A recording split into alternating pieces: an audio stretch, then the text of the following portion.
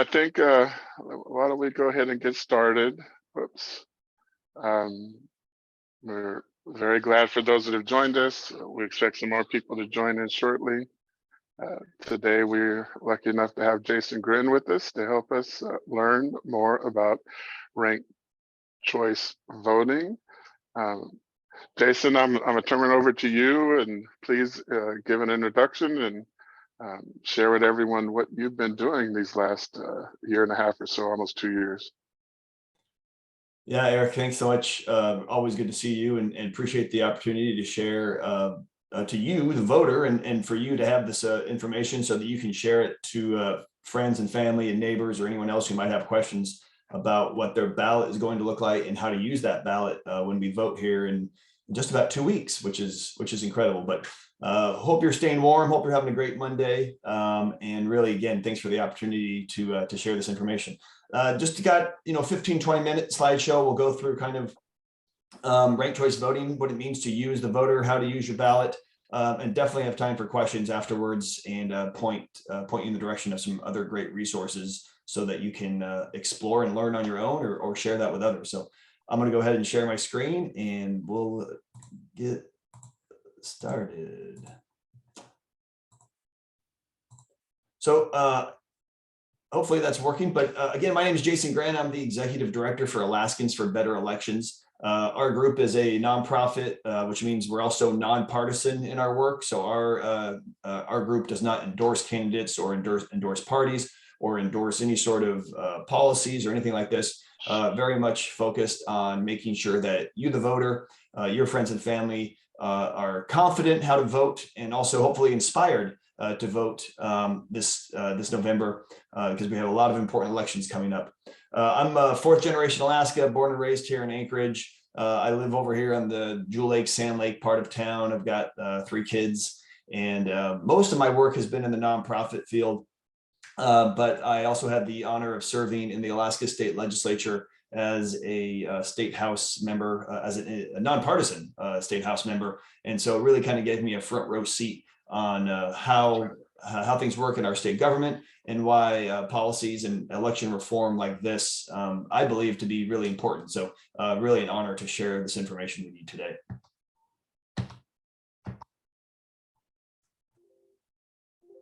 Here we go. So these new changes, these were changes that were passed by voters in November of 2020 on a citizens initiative called Ballot Measure 2, and it impacted all of our statewide elections. We had an August primary race, which everyone saw. Hopefully you voted. All of the candidates appeared on the same ballot.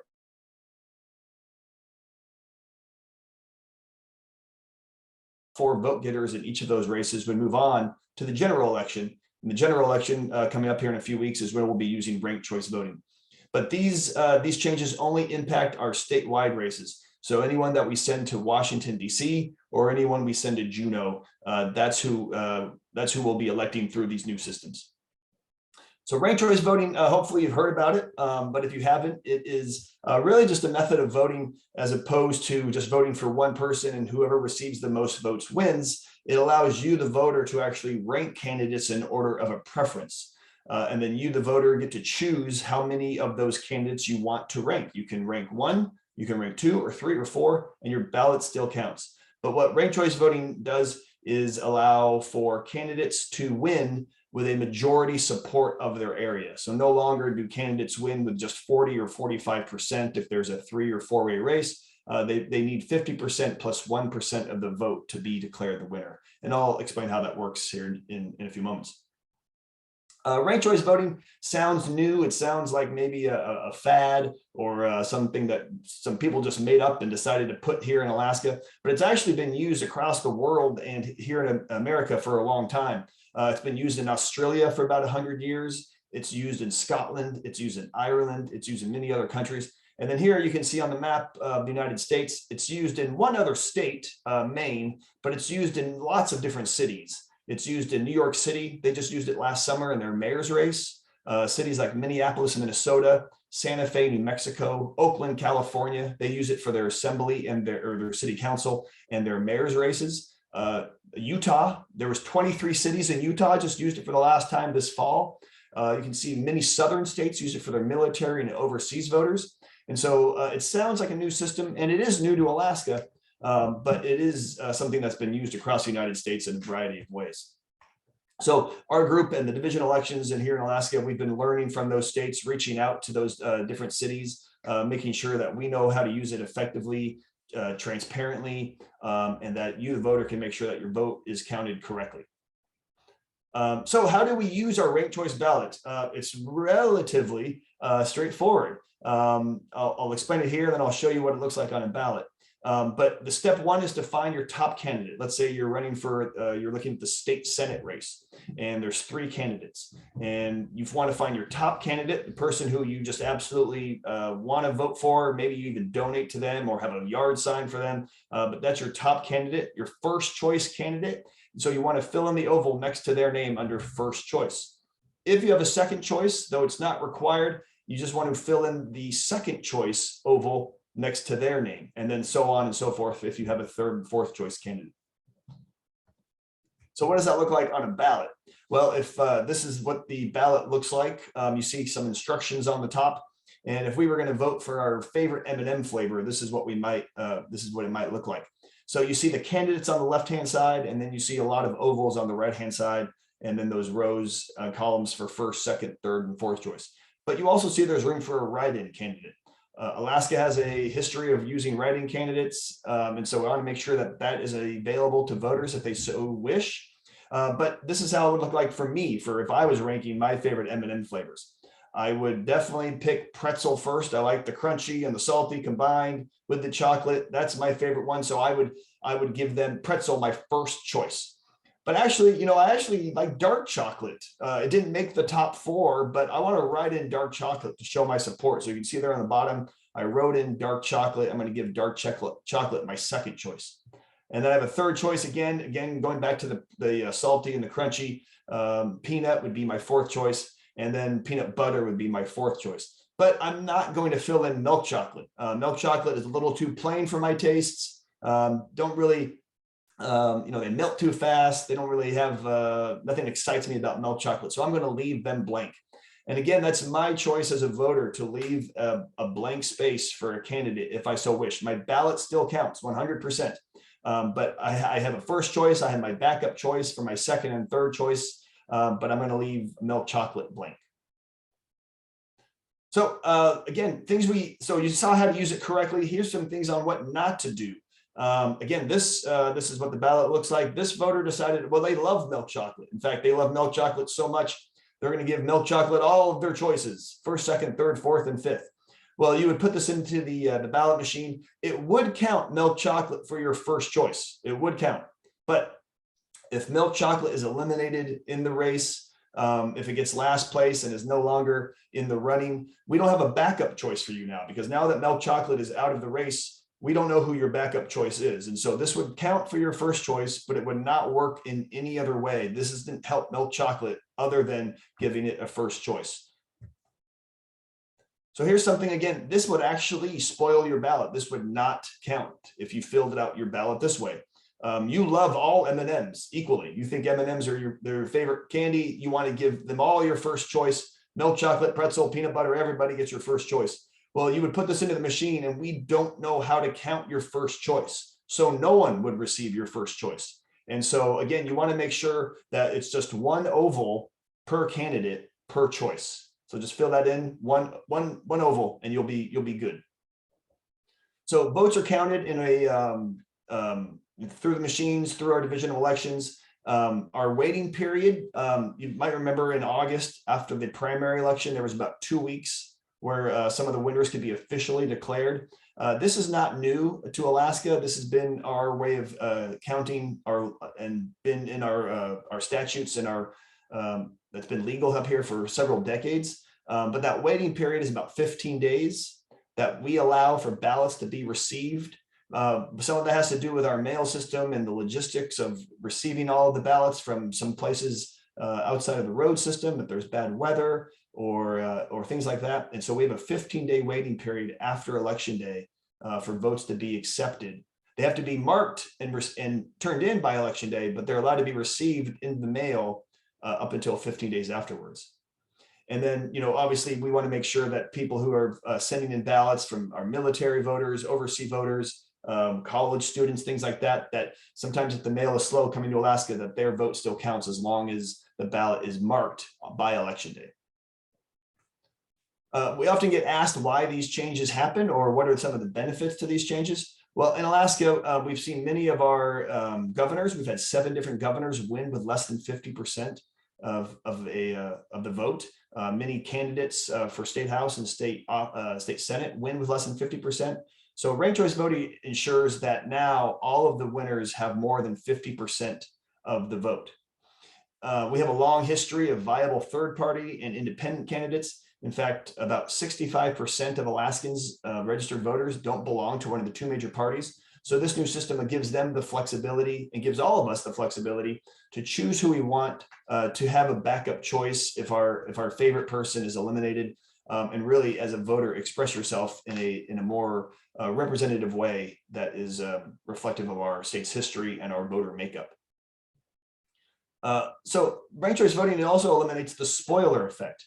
If you've ever heard that used in elections, if there's a 3-way race, Jason, don't vote for that one person. They're the spoiler, and you might waste your vote if you vote for that person. Ranked choice voting no longer does that. If you have a first choice and a second choice and a third choice, ranking someone number 2 or 3 never ever hurts your first choice. It will never hurt your first choice. If your first choice is eliminated, now you have a backup choice. And so you don't have to worry about being a spoiler. You don't have to worry about wasting your vote any longer. And it encourages campaigns, those candidates, to engage you as the voter on issues. Hopefully, I think I have seen anyways, in most races, some of the negative advertising has decreased, and now candidates are having to talk about issues as opposed to just insulting or making fun of or belittling their opponent. Now they have to talk about issues, because if you want to earn that second place vote from a voter, they want to know where you stand on the issues. So it requires those candidates to have to work towards a majority, not just a plurality, which is what most places use, as kind of whoever gets the most votes win. So if you're going to win, you have to have that first choice be very, very strong. You want to get a lot of those first choice votes. But if you're going to win, you need those second and perhaps even third choices from voters as well. And you do that by reaching out to other voters, talking to people maybe as a candidate you've never talked to in the past, maybe even talking to people who are different than your own party. And that helps candidates learn more about their district and vote for things that are beneficial for the entire district or the entire state, not just their one party or the other. And so really more voters, their will, their wishes are reflective in the candidates who win. So again, just a quick recap. This is what the general election ballot looks like. Again, instructions on the top. You have your candidates on the left, ovals on the right. You want to fill in just one oval for each candidate for each choice. You can rank as many as you would like, and that's totally up to you, or you can rank as few as you like. We tell people if there's someone that you don't like as a candidate and you don't want to support them, do not fill in their oval. So if there's 3 candidates and you like 2 of them, only feel like you have to fill in 2 of them, and your ballot will still count. As I mentioned, winners have to get the majority support of their area, which means 50% plus 1. And then all of this counting, even though it sounds a little complicated sometimes, all of that data, all of that counting is done transparently from the division elections. And so after the election, we can see all of the votes, all of the ballots, and see who ranked who first, second, third, and fourth.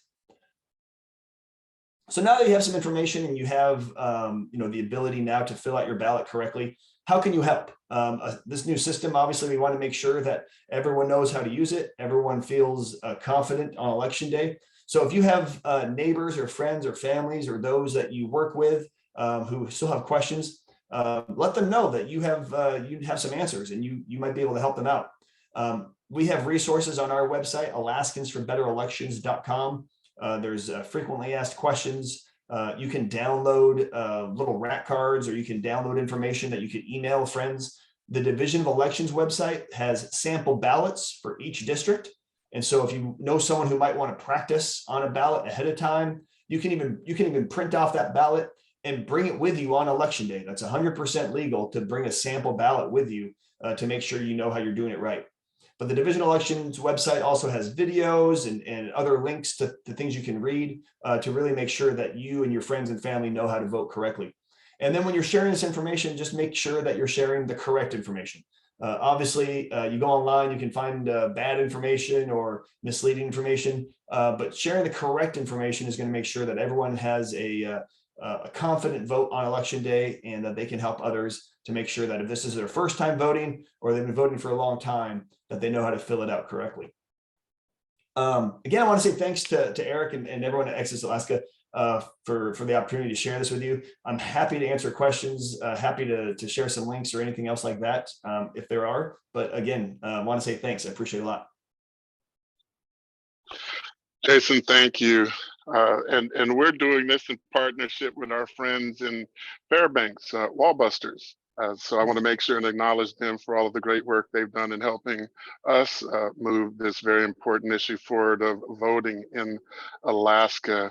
I do have a couple of questions, Jason. One, do you mind if we post a recording of this on our YouTube channel for Access Alaska? Please do. I can also share the PowerPoint as well as a file if anyone wants to review it themselves. I'll send that along. That would be wonderful. If you get it to us, we can send it to those that attended and any others if they request and ask. Because I have heard you provide this presentation a couple of times now, and it's really, really good information.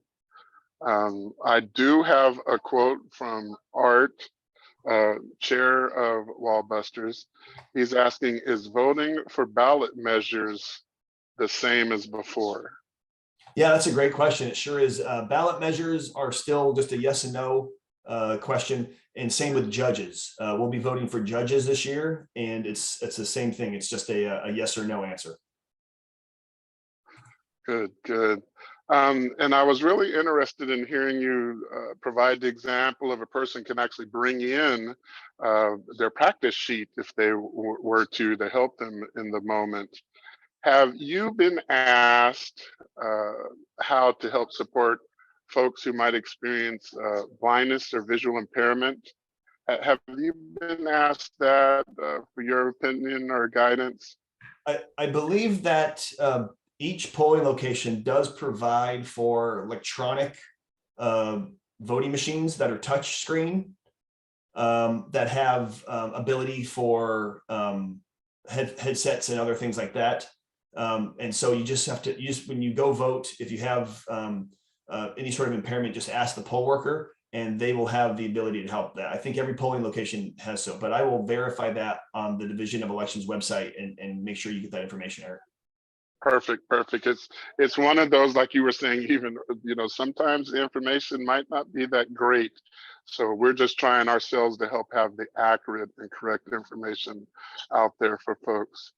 And then my last question is the typical, what has been the question you've been asked the most about this process? You probably covered it, but I know you've been asked several times, probably the same thing. What would that have been that we can help our listeners today? Yeah, one of the questions we get asked, what if I only like one candidate? Or if, how do I make sure, if I like 2 or 3, what's the best way to do that? Or if I don't like someone, how do I make sure that they don't win? Well, again, you as a voter, this is your ballot and you get to control your ballot 100%. No one gets to fill it in. No one will change it after it's counted. What you say on your ballot is what goes. And so we ask people, hey, if there's 2 or 3 people that you kind of like, or you can't really, you don't really know, how to rank them, or they all seem the same, or, well, I usually vote Republican, or I usually vote for Democrats, and there's 2 or 3 Republicans or 2 or 3 Democrats on a ballot.